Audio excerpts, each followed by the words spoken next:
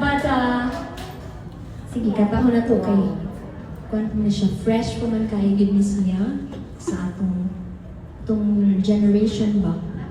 Okay, let's sing.